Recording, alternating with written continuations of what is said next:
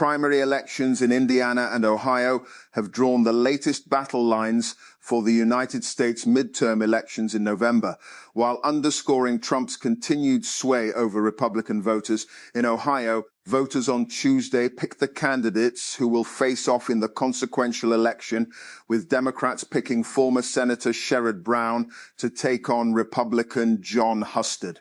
Husted replaced Vice President J.D. Vance when he left his Senate seat for the White House. A U.S. court has sentenced Latvian hacker Denis Zolotarjovs to more than 8 years in prison following his conviction for carrying out ransomware attacks. The Justice Department accused the hacker of working for a notorious Russian ransomware gang called Karakurt, which was led by former leaders of the Akira and Conti ransomware gangs, who were sanctioned by the U.S. Treasury for their alleged links to Russian intelligence.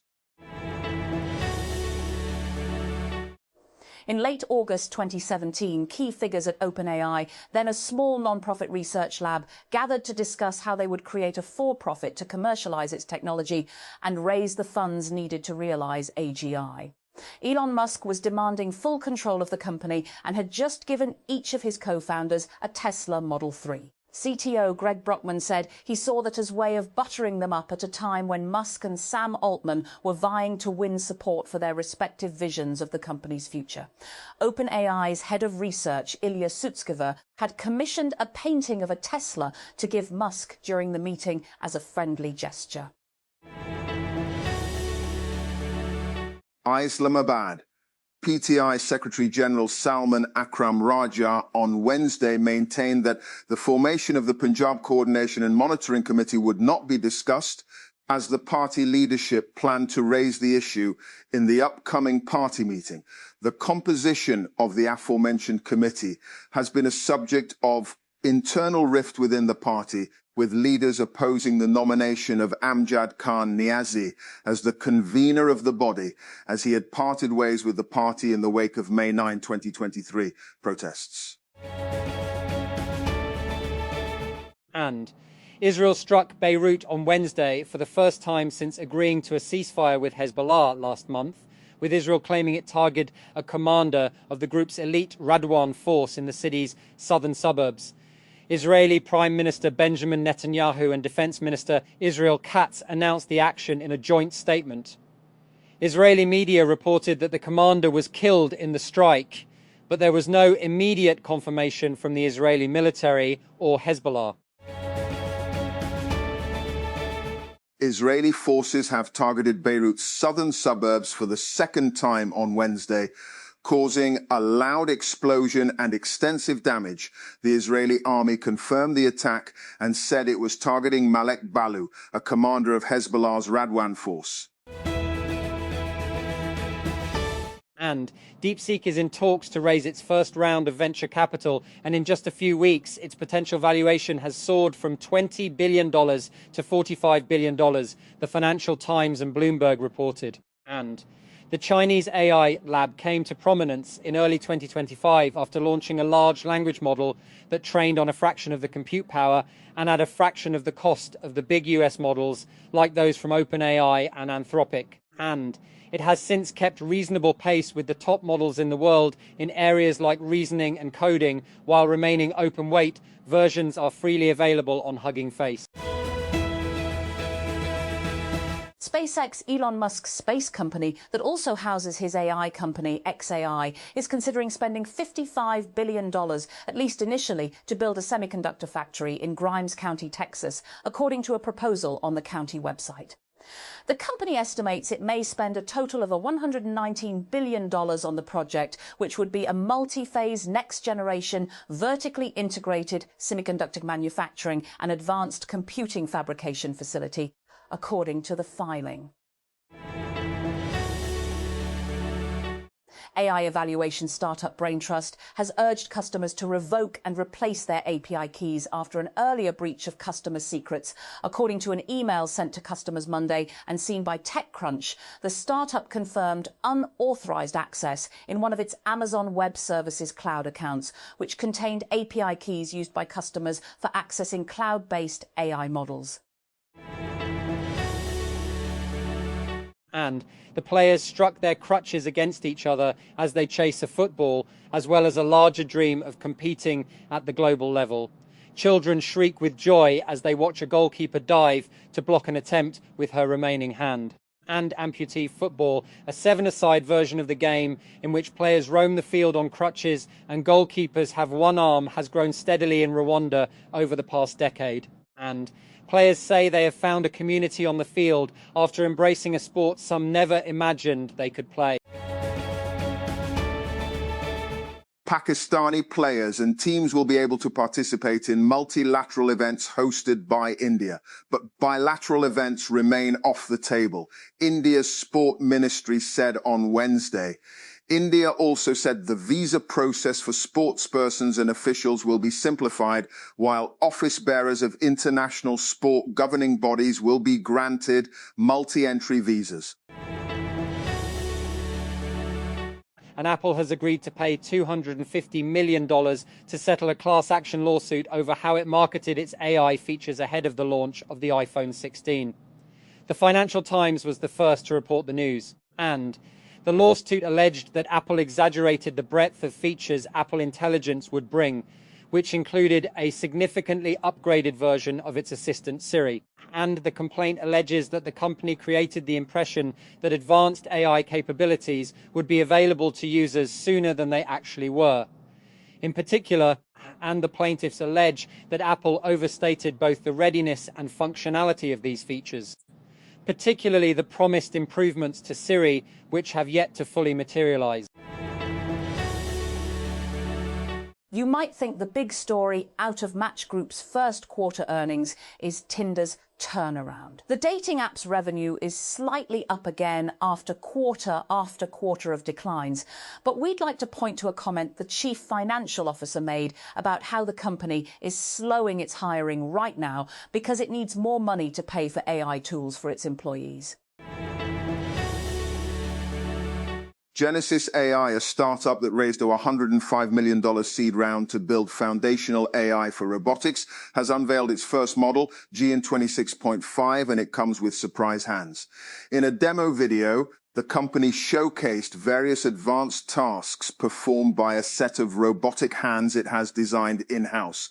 The model has always been the goal, because a better model means better intelligence, Genesis co-founder and CEO Joe Shen told TechCrunch, but the company soon realized that it needed control over the hardware.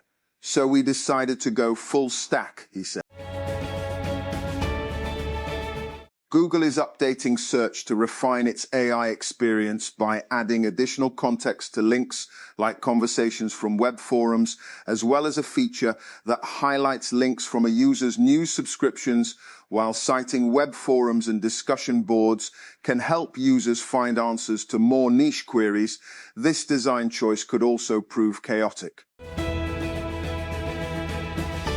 Chrome on Android now lets users share their approximate location with websites rather than their precise location, Google announced this week. The tech giant says that while some cases require precise location, such as when you're placing a delivery order or trying to find the closest ATM, there are instances when your approximate location is enough, like when you're getting access to local weather and news. By letting you share your approximate location, we're giving you more control over your location data, Google explained in a blog post, and you can still share your precise location when it's needed, e.g., for navigation, so you won't lose functionality.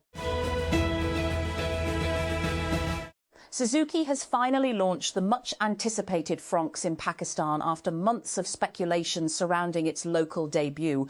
The Suzuki Fronx was first showcased in Pakistan at the Pakistan Auto Show, where the crossover attracted significant attention from car enthusiasts and potential buyers. Ted Turner, the flamboyant US entrepreneur who transformed television news with the creation of CNN in 1980, died at the age of 87, the network said on Wednesday. The mustached Southerner, yachting enthusiast and philanthropist, whose empire also included sports clubs, had been suffering from the degenerative disease Lewy body dementia. Islamabad, the 6th International Pai Islam Conference, held on Wednesday, awarded the titles of Leader of Peace and Greatest Victorious General of the Century to Chief of Defence Forces, CDF, and Chief of the Army Staff, COAS, Field Marshal Syed Asim Munir, in recognition of his role in promoting peace and strengthening stability across the Muslim Ummah. The conference, organised by the International Tazim-i-Haramain Sharifain Council and Pakistan Ulema Council, strongly condemned the attacks on Iran by the United States and Israel. And Peshawar. Jamiat Ulema-i-Islam Fazil, JUIF, on Wednesday held protest rallies across Khyber Pakhtunkhwa against the killing of prominent cleric and former MPA Maulana Muhammad Idris, said a statement issued by the party's media cell. On Tuesday, JUIF chief Maulana Fazlur Rahman announced that the party would hold protests all over the country on Wednesday and Friday against the martyrdom of the cleric. And about 100 pro-Palestinian protesters have gathered outside a New York synagogue for the second time in 6 months to demonstrate against an Israeli real estate event featuring properties for sale in the occupied West Bank. Counter-protesters were also present outside the venue on Tuesday evening as scuffles broke out between the opposing groups. And Ted Turner, the brash sportsman and entrepreneur whose ambition and instincts led to a media empire that included the groundbreaking news network CNN, has died. CNN reported, citing a press release from Turner Enterprises. He was 87, no cause of death was given on Wednesday. And piracy is rising again near Somalia. Since April 20, at least 3 ships have been hijacked off Somali waters and one near the Yemeni coast. A sailor's voice note from a seized vessel has spread online. As the US-Israel war on Iran shakes the region, is it fueling attacks on key shipping routes? In this episode, the United Kingdom's Green Party leader Zach Polanski, a 43-year-old self-styled eco-populist presenting himself as a progressive alternative to Keir Starmer's governing Labour Party, is banking on a political breakthrough in British local elections this week. More than 5,000 council seats will be up for grabs on Thursday as voters in 136 local authorities head to the polls, including in London and other major UK cities.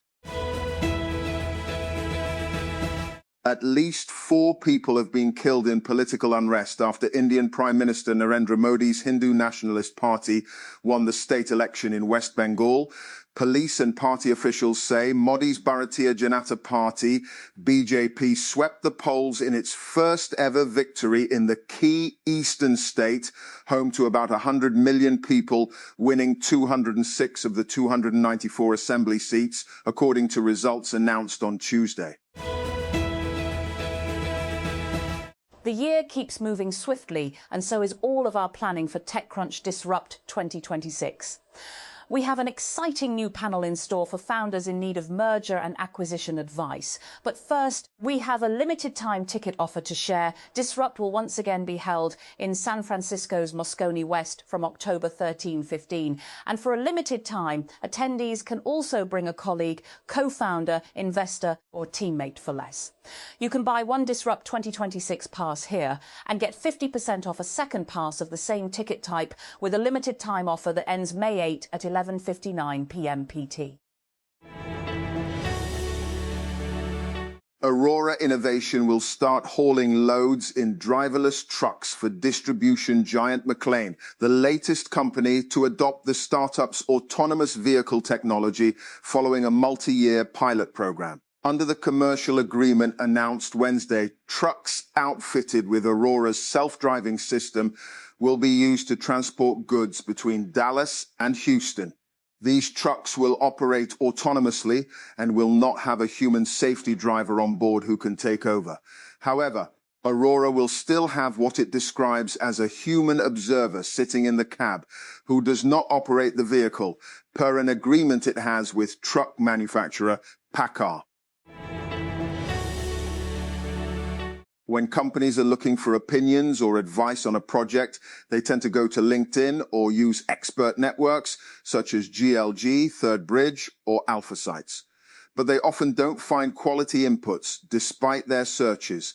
Today, these sites ask experts to fill in a form based on their job title, which is then used to match them with companies in need of their help. Huawei is expected to launch the Mate 90 series in China in October, and a new leak has now revealed early details about the Mate 90 Pro Max. According to tipster Smart Pikachu, the Mate 90 Pro Max will feature a dual telephoto camera setup similar to the Mate 80 Pro Max. And Pakistani players and teams will be able to participate in multilateral events hosted by India, but bilateral events remain off the table. India's sports ministry has said. India also said the visa process for sportspersons and officials will be simplified, while office bearers of international sports governing bodies will be granted multi-entry visas.